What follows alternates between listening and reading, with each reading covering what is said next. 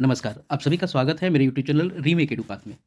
आज हम लोग प्रधान शिक्षक की जो परीक्षा संभावित है और बहुत जल्दी होने वाली है, जिसकी डुगडुगी जो है ना बज चुकी है। इस डुगडुगी की आवाज़ को सुनकर जो बीपीएससी ने कैलेंडर जारी कर दिया है, जो सुगबुगाहट हो गई है और इस डुगडुगी पर अब हमें अपनी तैयारी को गति देने की आवश्यकता है और गति देने के लिए हमें सिलेबस की जानकारी फिर से होनी चाहिए और उसको बस याद करना है कि भई हमको पढ़ना क्या-क्या है। पूरा समुद्र तो पढ़ेंगे नहीं, तो पढ़ना क्या-क्या है, तो आइए उन सब चीज़ों को देखते हैं। हम सबको पता है कि 150 की परीक्षा होने वाली है। कितने की? 150 की परीक्षा होने वाली है।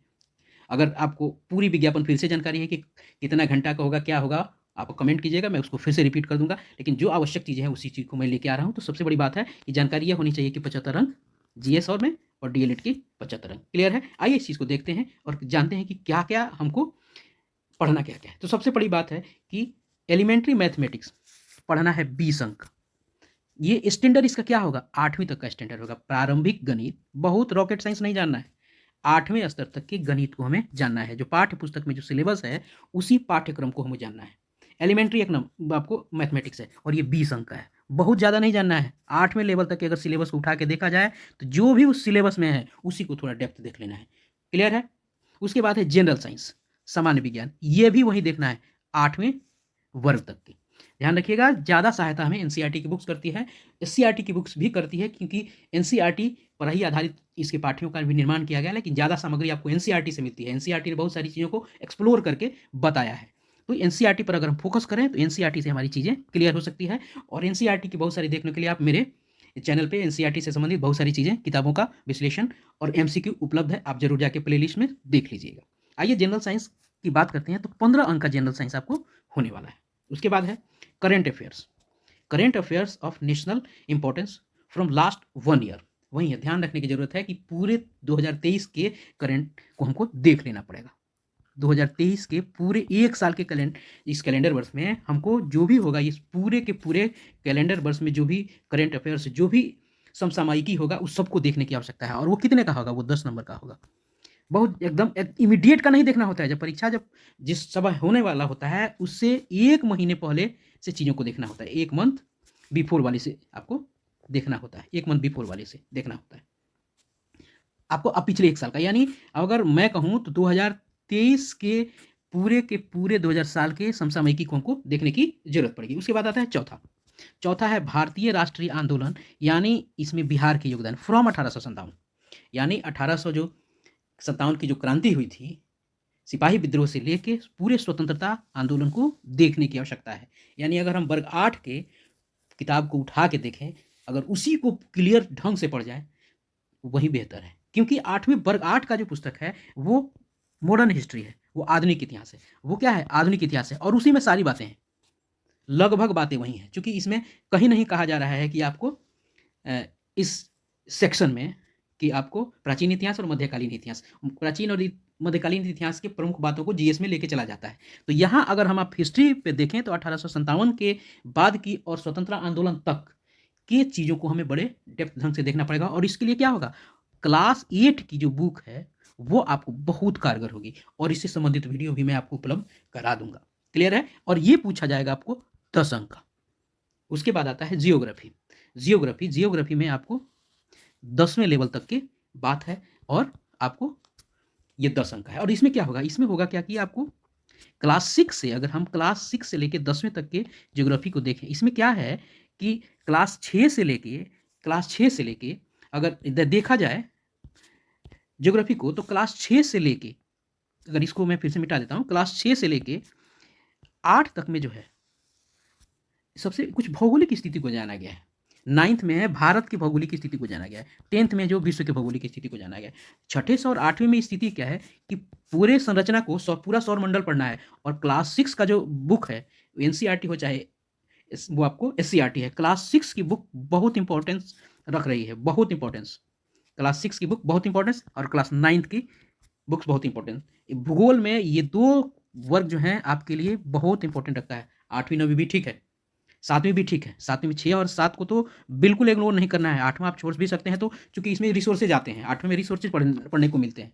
9th में आपको भारत की स्थिति पढ़ने को मिलती है और 10th में जैसे पहुँचते हैं, इसमें हो जाता है, इसमें चूँकि कुछ विश्व का समझ में आता है, लेकिन 6 और 9th को बहुत आपको बारीक ध्यान देना पड़ेगा। भूगोल में हमको तो हमें 6 से 10 तक तो पढ़ना है, लेकिन मेन फोकस हमको छठे और 9th पे करना पड़ेगा, छठे और 9th पे, और 7वें और 10th को तो थोड़ा-सा हम देख के चलेंगे ही, लेकिन फोकस हमको छठे और 9th पे करेंगे। तो मैं अपने अनुभव से बता सकता हूँ कि छठे की बुक आप उठा के देखें, कि बिहार की भी सीईआरटी की छठे की बुक उठा के देखें, हमारी दुनिया, तो कमाल-कमाल की चीज़ें इन्फॉर्मेशन है। पहले चैप्टर को उठा के देखें, हमारा सौरमंडल, उसमें गज़ब के इन्फॉर्मेशंस हैं, जो बहुत सारे चीज़ों को हम लोग भी नहीं जानते हैं, तो उसको देखने की ज़रूरत है।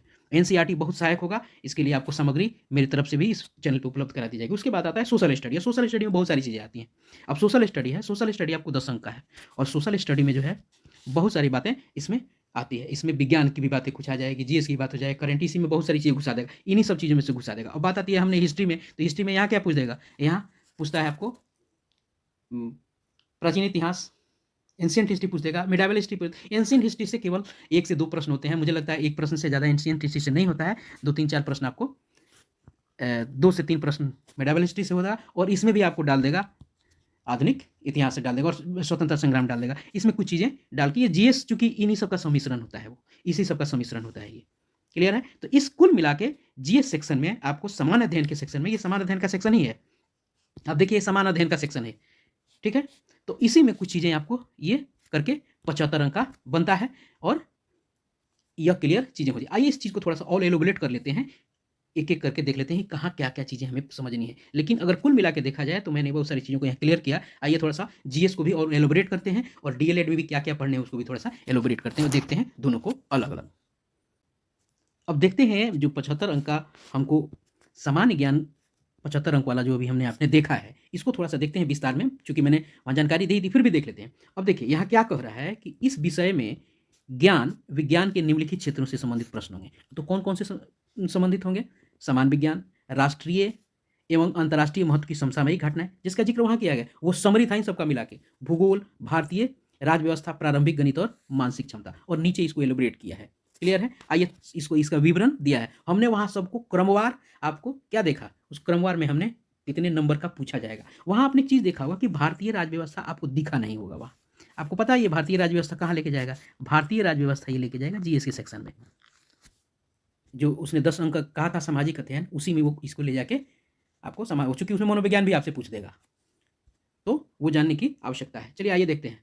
चूँकि अब वहाँ है मानसिक क्षमता परीक्षण की, तो ये इसकी संभावना कम है, चूँकि वो जो अभी हमने देखा था वो अपडेटेड आया था, और आपको नया सिलेबस उन्होंने निकाला था, और तो वहाँ से आपने प्रारंभिक गणित को ही रखा था, और इस उन्होंने क्या किया था कि रीजनिंग को वहाँ से उन्होंने उसको ऑब्सोलीट कर दिया था। आइए इसको थोड़ा डिटेल कर लेते हैं। डिटेल में क्या है कि समान विज्ञान के अंतर्गत दैनिक अनुभव एवं प्रेक्षण से संबंधित विषयों सहित विज्ञान की सामान्य जानकारी जिसको एक शिक्षक को होना चाहिए, तथा परिबोध पर ऐसे प्रश्न पूछे जाएंगे जिसकी किसी भी शिक्षित व्यक्ति से अपेक्षा की जा सकती है, जिसने वैज्ञानिक विषयों का विशेष अध्ययन नहीं किया हो। कहने का मतलब है कि ऐसी जानकारी जो सामान्य व्यक्ति को और एक सामान्य शिक्षक से अपेक्षा की जाती है कि हाँ भाई, विज्ञान के बारे में इतनी जानकारी है। बहुत रॉकेट साइंस की वैज्ञानिक की जरूरत नहीं है, बहुत सारा रॉकेट साइंस जानने की जरूरत नहीं है। यहाँ क्लियर कह भी रहा है कि वैज्ञानिक विषयों के बारे में विशेष अध्ययन की आवश्यकता नहीं है, लेकिन सामान्य जानकारी आपको चाहिए, और ये मिलेगा कहाँ? आपके प्रारंभिक विद्यालयों के विज्ञान के पाठ्यक्रम में। क्लियर है? चलिए आइए देखते हैं। आगे है राष्ट्रीय एवं अंतर्राष्ट्रीय महत्व के वर्तमान घटनाओं पर बिहार सहित प्रश्न पूछे जाएंगे। ये समसामयिकी में व्यवस्था आ गई, और बिहार पे थोड़ा फोकस करने की आवश्यकता है। बिहार से कम 3 से 4 प्रश्न जरूर रहेंगे। क्लियर है? आगे है अब भारत के राष्ट्रीय आंदोलन के अंतर्गत 19वीं शताब्दी के पुनरुत्थान के स्वरूप और स्वभाव, राष्ट्रीयता का विकास तथा स्वतंत्रता प्राप्ति से संबंधित प्रश्न पूछे जाएंगे। परीक्षार्थियों से आशा की जाती है कि वे भारतीय स्वतंत्रता संग्राम में बिहार की भूमिका पर पूछे गए प्रश्न के उत्तर दें, और यहाँ प्रमुखता से रहेगा 1857, उसके बाद जो 1916 के बाद की जो स्थिति है ना, उसके बारे में भी पूछी जाएगी। 1857 में बिहार का योगदान पूछा जाएगा, और 1916 में जब लखनऊ में गांधी जी आए थे अधिवेशन होते, उसके बाद जो वो चंपारण आए थे, तो यहाँ से जो चंपारण सत्याग्रह और सविनय अवज्ञा आंदोलन हुई थी, उसके बारे में चर्चा आपको और हमको जानने की जरूरत है। वो वहाँ जरूर पूछा जाएगा, क्योंकि बिहार का योगदान भी वहाँ पूछ रहा है, तो उसको हमें पढ़ने की जरूरत है। आइए देखते हैं आगे क्या है कि भारत तथा बिहार का भूगोल, इसको देखने की आवश्यकता है हमें, ये पाठ्यक्रम से हमें मिल जाएगा। अंतर्गत देश के सामाजिक आर्थिक भूगोल के संबंधित प्रश्न पूछे जाएंगे। बात वही है जिनमें भारतीय कृषि और प्राकृतिक साधनों एवं की प्रमुख विशेषता। प्राकृतिक साधन ये वर्ग 8 में ये सारा का सारा पढ़ा है। क्लियर है? यही भारतीय कृषि, ये वर्ग 9 में और वर्ग 8 में इसके बारे में चर्चा मिल जाएगी। यानी हम अगर 6 से लेके वर्ग 10 तक की एनसीईआरटी की बुक को अगर छान मारते हैं, एससीईआरटी की बुक्स भी, बहुत सारी एससीईआरटी की बुक के लगभग किताबों को के वीडियो आपको मिलेंगे इस चैनल पे। आप यहाँ चैनल को या प्लेलिस्ट में जाइएगा, बहुत सारी सामग्री आपको यहाँ मिल जाएगी जो आपको सहायता करेगी। आइए आगे देखते हैं। उसके बाद है भारत की राज व्यवस्था, यानी पॉलिटी है ये। राज व्यवस्था के अंतर्गत भारतीय संविधान, देश की राजनीति प्रणाली, पंचायती राज विकास योजना सम्मिलित होंगे। ये इसको देखना है, ये जीएस सेक्शन में ये पूरा भारतीय संविधान के बारे में, उसके फाउंडेशन के बारे में, उसके निर्माण के बारे में और पूरे स्ट्रक्चर के बारे में है। उसमें जानकारी प्रमुख बातों का जरूर रहेगा, तो उसको जानने की आवश्यकता है। उसके बाद प्रारंभिक गणित और मानसिक क्षमता की जांच उसमें है ही। क्लियर है। अब हम चलते हैं डीएलएड के सेक्शन में और डीएलएड में देखते हैं कि वहाँ डीएलएड में क्या क्या सिलेबस है और हमें क्या क्या पढ़ने की जरूरत है। आइए देखते हैं।